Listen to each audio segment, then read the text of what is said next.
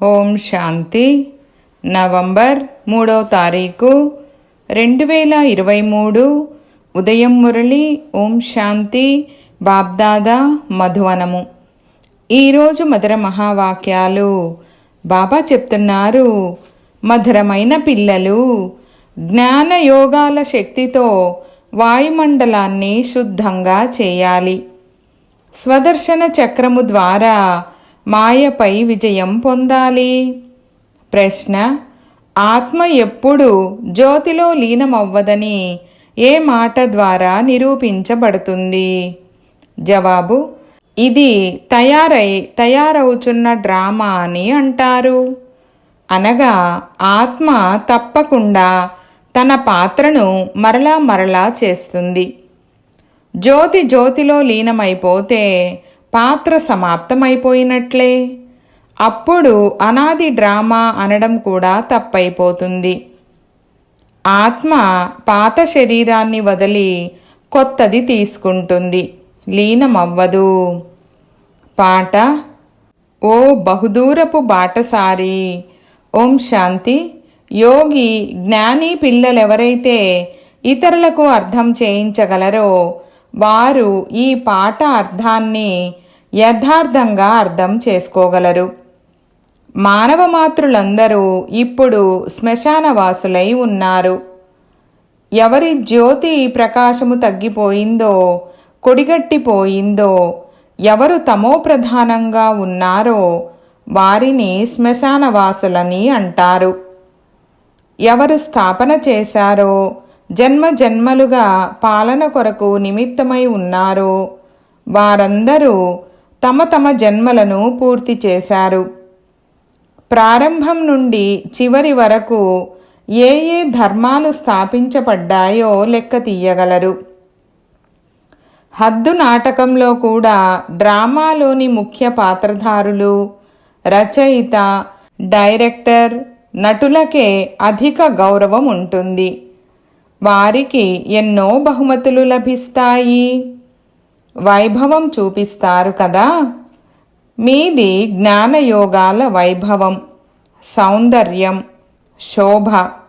మృత్యువు ఎదుర్లోనే నిలబడి ఉందని, డ్రామాలో ఎన్ని జన్మలు తీసుకుంటారో, ఎక్కడి నుండి వస్తారో ఈ విషయాలన్నిటి గురించి మానవులకు తెలీదు. అన్ని జన్మల గురించి విస్తారంగా నాకు మీకు తెలీదు. పోతే ఈ సమయంలో మన భవిష్యత్తు కొరకు పురుషార్థము నడుస్తోంది, కొనసాగుతూ ఉంది. దేవతలుగా అయితే అవుతారు, కానీ ఏ పదవిని పొందుతామో దానికై పురుషార్థము చెయ్యాలి. ఈ లక్ష్మీనారాయణులు 84 జన్మలను తీసుకున్నారని మీకు తెలుసు. ఇప్పుడు వీరు తప్పకుండా రాజారాణిగా అవుతారు. వారి ముఖ్య గుణగణాలు, రూపురేఖలు కూడా మీకు తెలుసు. ప్రాక్టికల్గా మీకు సాక్షాత్కారము చేయిస్తారు. భక్తి మార్గంలో కూడా సాక్షాత్కారాలు జరుగుతాయి. వారు ఎవరిని ధ్యానము చేస్తారో వారి సాక్షాత్కారం జరుగుతుంది. కృష్ణుని చిత్రము నల్లగా చూపిస్తారు, దానినే ధ్యానిస్తారు. కనుక అలాగే నల్లగా సాక్షాత్కారం అవుతుంది. కానీ కృష్ణుడు అలా నల్లగా ఉండడు. మనుషులకు ఈ విషయాల జ్ఞానము కొద్దిగా కూడా ఉండదు. మీరిప్పుడు ప్రత్యక్షంగా ఉన్నారు. సూక్ష్మవతనంలో కూడా చూస్తారు, వైకుంఠంలో కూడా చూస్తారు. మీకు ఆత్మ పరమాత్మల జ్ఞానముంది. ఆత్మ సాక్షాత్కారమే జరుగుతుంది. ఇక్కడ మీరు ఏది సాక్షాత్కారంలో చూస్తారో దాని జ్ఞానము మీ వద్ద ఉంది. వెలుపలి వారికి భలే ఆత్మ సాక్షాత్కారము జరిగినా వారికి దాని జ్ఞానమైతే లేదు. వారు ఆత్మయే పరమాత్మ అని అంటారు. ఆత్మ ఖచ్చితంగా నక్షత్రం వంటిదే, చాలా కనిపిస్తాయి. ఎంతమంది మనుషులో అన్ని ఆత్మలున్నాయి. మనుషుల శరీరము ఈ కళ్ళకు కనిపిస్తుంది. ఆత్మను దివ్యదృష్టి ద్వారా చూడవచ్చు. మనుషుల రంగులు, రూపాలు వేర్వేరుగా ఉంటాయి. ఆత్మలు అలా భిన్న భిన్నంగా ఉండవు. అన్నీ ఒకే రకంగా ఉంటాయి. కేవలం ఒక్కొక్క ఆత్మ పాత్ర వేరువేరుగా ఉంటుంది. మనుషులు పెద్దగా చిన్నగా ఉన్నట్లు ఆత్మలు పెద్దగా చిన్నగా ఉండవు. అన్ని ఆత్మల సైజు ఒక్కటే. ఒకవేళ ఆత్మ జ్యోతిలో లీనమైపోతే పాత్ర రిపీట్ ఎలా అవుతుంది? తయారవుతున్న డ్రామా అని గాయనం కూడా ఉంది. ఈ అనాది సృష్టి చక్రము తిరుగుతూనే ఉంటుంది. ఇది పిల్లలైన మీకు తెలుసు. దోమల వలె ఆత్మలు తిరిగి వెళ్ళిపోతాయి. దోమలనైనా ఈ కళ్ళతో చూడవచ్చు, కానీ ఆత్మను దివ్యదృష్టి లేకుండా చూడలేము. సత్యయుగంలో అయితే ఆత్మ సాక్షాత్కారము అవసరమే ఉండదు. పాత శరీరాన్ని వదిలి కొత్త శరీరము తీసుకోవాలని ఆత్మకు తెలుస్తుంది. పరమాత్మను గూర్చి వారికి తెలియనే తెలీదు. పరమాత్మ గురించి తెలిసి ఉంటే సృష్టి చక్రం గురించి కూడా తెలిసి ఉండాలి. కావున పాటలో మమ్మల్ని కూడా మీ జతలో తీసుకెళ్ళండని అంటారు. చివర్లో చాలా పశ్చాత్తాప పడతారు. అందరికీ ఆహ్వానం లభిస్తుంది. ఆహ్వానించేందుకు అనేక యుక్తులు రచింపబడుతున్నాయి. శాంతి శాంతి అని అందరూ అంటారు, కానీ శాంతికి అర్థము ఎవరికీ తెలీదు. శాంతి ఎలా ఏర్పడుతుందో మీకు తెలుసు. ఎలాగైతే గానుగలో ఆవాలు నలిగి చూర్ణమవుతాయో అలా వినాశనంలో శరీరాలన్నీ సమాప్తమైపోతాయి. ఆత్మలు నలిగిపోవు, అవేమో వెళ్ళిపోతాయి. ఆత్మలు దోమల గుంపు వలె పరిగెడతాయని కూడా రాయబడి ఉంది. అంతేకాని పరమాత్మలందరూ పరిగెడతారని కాదు. మనుషులు ఏమీ అర్థం చేసుకోరు. ఆత్మ పరమాత్మలకు గల భేదమేమిటో కూడా తెలీదు. మేమంతా సోదరులమని అంటారు. మరి అలా సోదరులుగా ఉండాలి కదా. సత్యయుగంలో అందరూ భాయి భాయి లేక సోదరీ సోదరులు పరస్పరము పాలు చక్కెర వలె కలిసి ఒక్కటిగా ఉంటారని వారికి తెలీదు. అక్కడ ఉప్పు నీరులా అయ్యే విషయమే లేదు. ఇక్కడ గమనించండి, ఇప్పుడిప్పుడే పాలు పంచదార వలె కలిసి ఉంటారు. ఇప్పుడిప్పుడే ఉప్పు నీరుగా అయిపోతారు. ఒకవైపేమో హిందూ చైనా భాయి భాయి అంటారు, కానీ వారి బొమ్మలు తయారు చేసి తగలబెడుతూ ఉంటారు. శారీరక భాయి భాయిల ఈ స్థితి ఎలా ఉందో చూడండి. ఆత్మిక సంబంధాల గురించి తెలియనే తెలీదు. తండ్రి అర్థం చేయిస్తున్నారు, స్వయాన్ని ఆత్మగా భావించండి. దేహాభిమానంలో చిక్కుకోరాదు. కొంతమంది దేహాభిమానంలో చిక్కుకుంటారు. తండ్రి చెప్తున్నారు, దేహ సహితంగా దేహ సంబంధాలన్నీ వదలాలి. ఈ ఇల్లు, తలుపులు మొదలైనవన్నీ మర్చిపోండి. వాస్తవానికి మీరు పరంధామ నివాసులు. మీరు పాత్ర చేసేందుకు ఎక్కడి నుండి వచ్చారో అక్కడకు మళ్ళీ వెళ్ళాలి. నేను మళ్ళీ మిమ్మల్ని సుఖములోకి పంపిస్తాను. కావున అర్హులుగా తయారవ్వాలని తండ్రి అంటున్నారు. భగవంతుడు రాజ్యాన్ని స్థాపన చేస్తున్నారు. యేసుక్రీస్తుకు ఏ రాజ్యము ఏదీ లేదు. కానీ లక్షల సంఖ్యలో క్రైస్తవులుగా అయినప్పుడు వారి రాజ్యము తయారై ఉంటుంది. ఇక్కడైతే వెంటనే సత్యయుగ రాజ్యము తయారైపోతుంది. ఇది ఎంత సులభమైన విషయం. స్వయం భగవంతుడే తప్పకుండా వచ్చి స్థాపన చేశారు. కృష్ణుని పేరు వేయడం వలన అంతా గడబిడ చేసేశారు.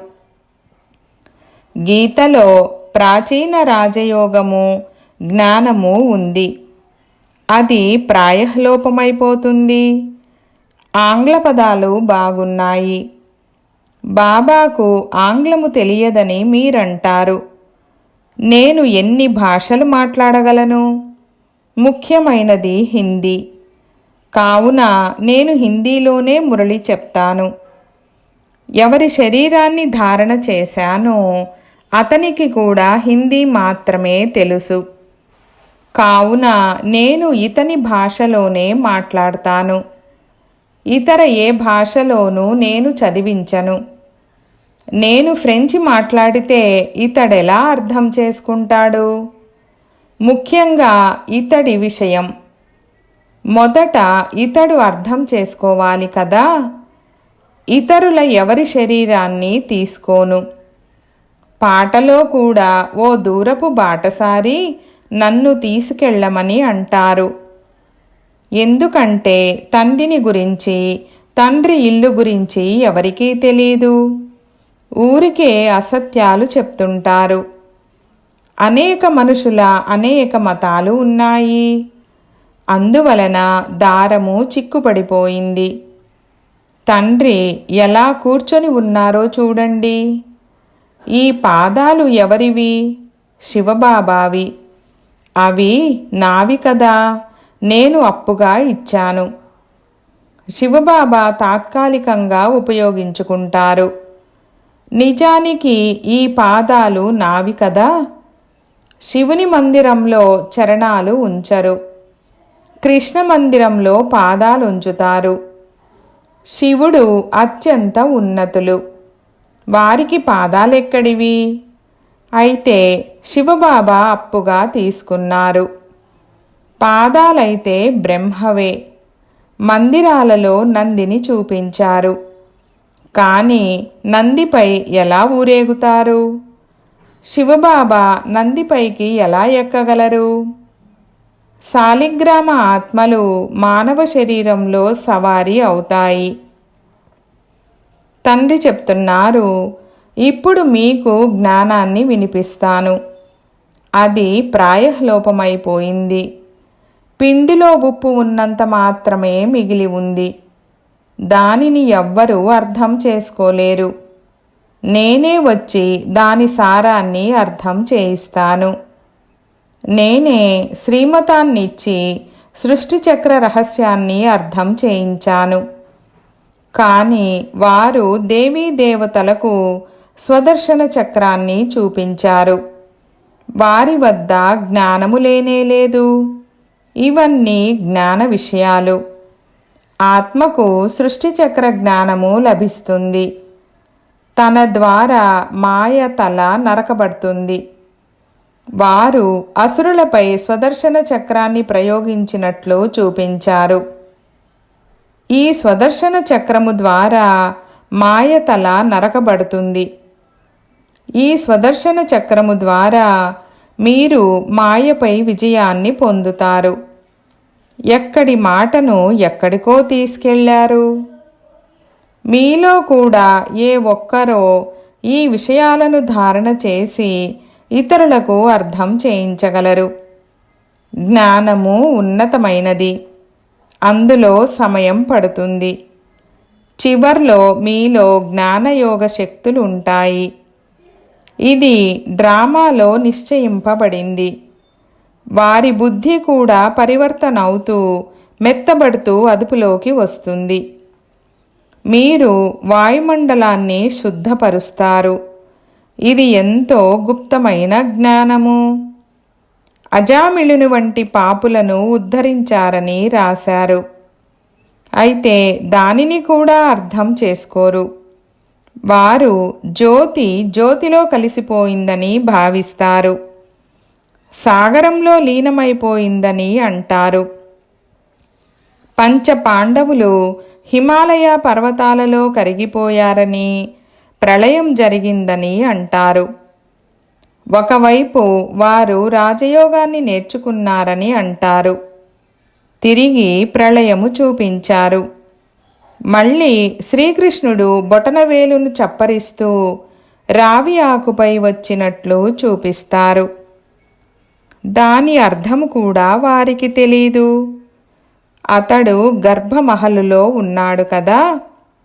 బొటనవేలును చిన్నపిల్లలు చీకుతారు. ఎక్కడి మాటను ఎక్కడికో తీసుకెళ్లారు.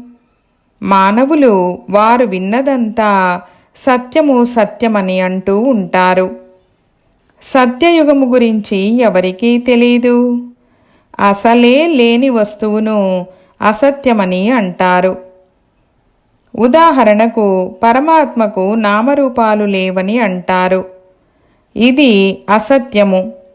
కానీ వారిని పూజిస్తారు. కావున పరమాత్మ అత్యంత సూక్ష్మమైనవారు. అటువంటి సూక్ష్మమైన వస్తువు మరొకటి లేనే లేదు. పూర్తిగా తానొక బిందువు. అత్యంత సూక్ష్మమైనందునే ఎవరికీ తెలీదు. ఆకాశాన్ని కూడా సూక్ష్మమని అంటారు. కానీ అనంతంగా ఉంది. ఇక పంచతత్వాలు ఉన్నాయి.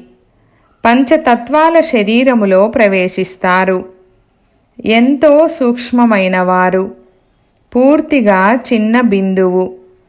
నక్షత్రము ఎంతో చిన్నదిగా కనిపిస్తుంది. ఇక్కడ నక్షత్రమైన పరమపిత వచ్చి పక్కన కూర్చున్నప్పుడే మాట్లాడగలరు.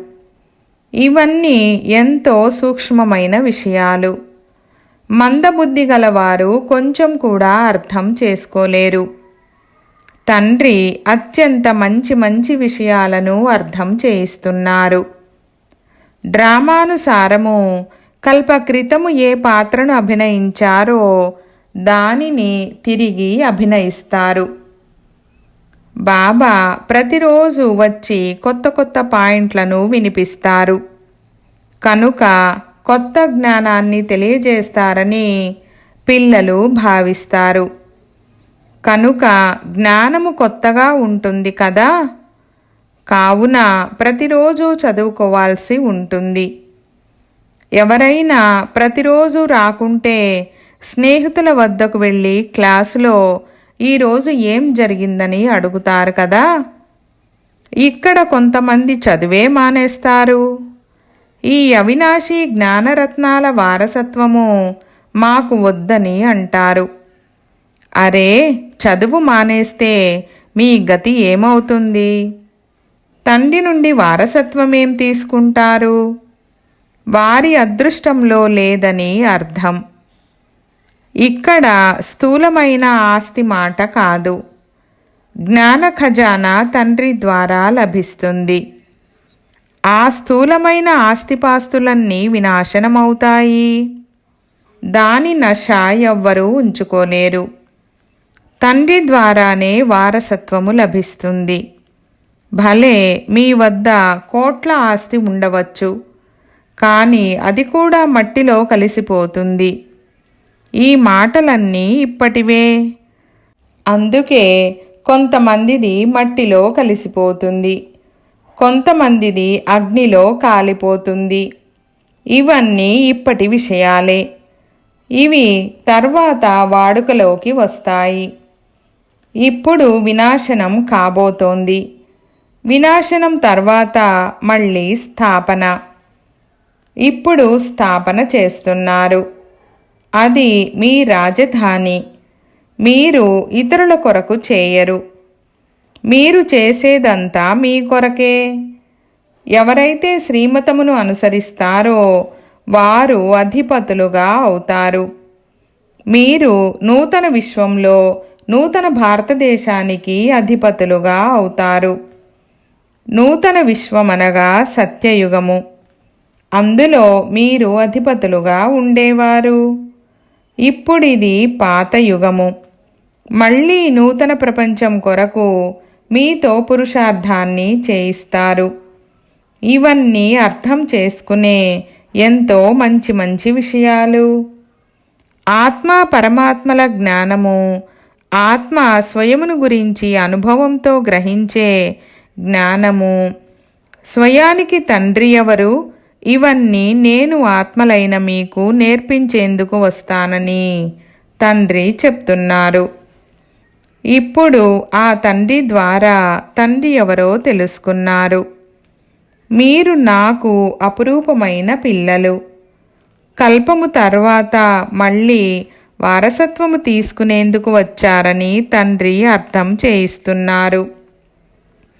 కావున పురుషార్థము చేయాలి కదా, లేకుంటే చాలా పశ్చాత్తాపపడవలసి వస్తుంది, చాలా శిక్షలను అనుభవించాల్సి వస్తుంది.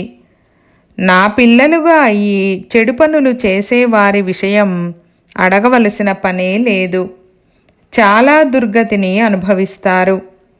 బాబాకు డ్రామాలో ఎంత పాత్ర ఉందో చూడండి, అంతా ఇచ్చేశారు. భవిష్యత్తు 21 జన్మలకు ప్రతిఫలమిస్తానని కూడా బాబా అంటారు. ఇంతకు ముందు మీరు పరోక్షంగా ఇచ్చేవారు కనుక భవిష్య 1 జన్మకు మాత్రమే ఇచ్చేవారు. ఇప్పుడు ప్రత్యక్షంగా ఇస్తున్నారు కనుక భవిష్య 21 జన్మలకు ఇన్షూర్ చేసేస్తాను. డైరెక్ట్గా చేసేందుకు పరోక్షంగా చేసేందుకు ఎంత భేదం ఉంది? వారు ద్వాపర కలియుగాల కోసం ఈశ్వరుని వద్ద భీమా చేస్తారు, మీరు సత్యత్రేతా యుగాల కోసం భీమా చేస్తారు. డైరెక్ట్ అయినందున 21 జన్మలకు లభిస్తుంది. మంచిది. मीठे मीठे सिकी लधे बच्चों प्रति माता पिता बाप दादा का याद प्यार और गुड मॉर्निंग। रूहानी बाप की रूहानी बच्चों को नमस्ते। हम रूहानी बच्चों की रूहानी बाप दादा को याद प्यार गुड मॉर्निंग और नमस्ते नमस्ते बाबा नमस्ते। ధారణ కొరకు ముఖ్య సారము. 1వ పాయింట్, అవినాశీ తండ్రి ద్వారా అవినాశీ జ్ఞానరత్నాల ఖజానాను తీసుకొని భాగ్యశాలురుగా అవ్వండి. నూతన జ్ఞానము, నూతన చదువును ప్రతిరోజు చదవాలి. వాయుమండలాన్ని శుద్ధంగా చేసే సేవను చెయ్యాలి. 2వ పాయింట్, భవిష్యత్తు 21 జన్మల కోసం మీకున్నదంతా భీమా చెయ్యాలి. తండ్రివారైన పిదప ఎలాంటి వికర్మలను ఆచరించరాదు. వరదానము, స్వ ఉన్నతి యొక్క యథార్థమైన కళ్ళజోడును ధరించి ఉదాహరణగా అయ్యే నిర్లక్ష్యము నుండి ముక్తభవ. వివరణ, ఏ పిల్లలైతే స్వయాన్ని కేవలం విశాల బుద్ధి యొక్క దృష్టితో చెక్ చేసుకుంటారో వారిది నిర్లక్ష్యతనమనే కళ్ళజోడుగా ఉంటుంది. ఎంత చేశారో అదే చాలా ఎక్కువగా కనిపిస్తుంది. నేను ఫలానా ఫలానా ఆత్మల కంటే బాగున్నాను. చిన్న పెద్ద లోపాలైతే బాగా ప్రసిద్ధమైన వారిలో కూడా ఉన్నాయని భావిస్తారు. కానీ ఎవరైతే సత్యమైన హృదయంతో స్వయాన్ని చెక్ చేసుకుంటారో వారిది యథార్థమైన స్వ ఉన్నతి అనే కళ్ళజోడుగా ఉండే కారణంగా కేవలం తండ్రి మరియు స్వయాన్ని మాత్రమే చూస్తారు. రెండవ వారు, మూడవ వారు ఏం చేస్తున్నారో అది చూడరు. నేను మారాలి అనే తపనలోనే ఉంటారు. వారు ఇతరులకు ఉదాహరణమూర్తులుగా అవుతారు. స్లోగన్, హద్దులను సర్వవంశ సహితంగా సమాప్తం చేస్తే బేహద్ చక్రవర్తి పదవి యొక్క నష ఉంటుంది. అచ్చా, ఓం శాంతి.